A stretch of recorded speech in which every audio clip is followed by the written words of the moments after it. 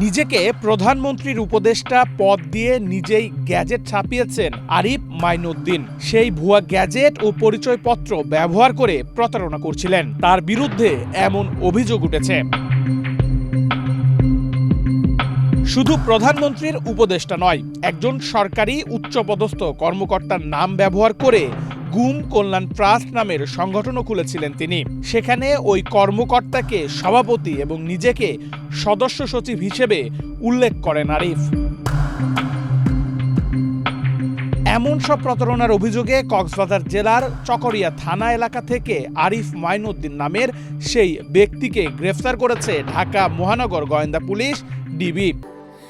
Sandalina so, রূপচর্চায় আভিজাত্য। কিছু গোপন তথ্যের ভিত্তিতে এবং কিছু ডকুমেন্টের ভিত্তিতে জানতে পারি যে আরিফ মহিউদ্দিন নামে এক জনৈক ব্যক্তি, কোনো সময় সে নিজেকে ডক্টর আরিফ মহিউদ্দিন, কোনো সময় মহিউদ্দিন, কোনো সময় মহিউদ্দিন চৌধুরী নাম ব্যবহার করে বিভিন্ন রকম প্রতারণামূলক কর্মকাণ্ডে লিপ্ত হয়েছে। ওনার বাড়ি চকরিয়া, কক্সবাজার জেলায় চকরিয়া থানার কাহারিকা গ্রামে। তা গতকাল ডিবি, সিটিডিসি এবং কক্সবাজার জেলা পুলিশের সহায়তা তাকে আটক করে জিজ্ঞাসাবাদের জন্য নিয়ে আসা হয়। শনিবার রাত 1:30টার দিকে আটকের পর 22 মার্চ রোববার দুপুরে ঢাকার মিন্টু রোডে ডিএমপি মিডিয়া সেন্টারে এ নিয়ে সংবাদ সম্মেলন করে ডিএমপি।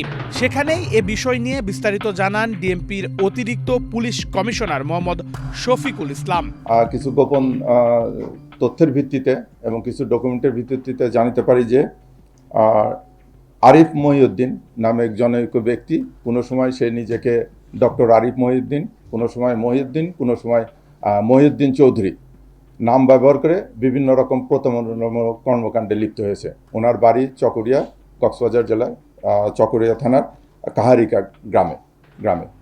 তা গতকাল ডিবি, সিটিডিসি এবং কক্সবাজার জেলা পুলিশের সহায়তা তাকে আটক করে জিজ্ঞাসাবাদের জন্য নিয়ে আসা হয়। নেহাল আহমেদ প্রান্ত, বাংলাদেশ প্রতিদিন।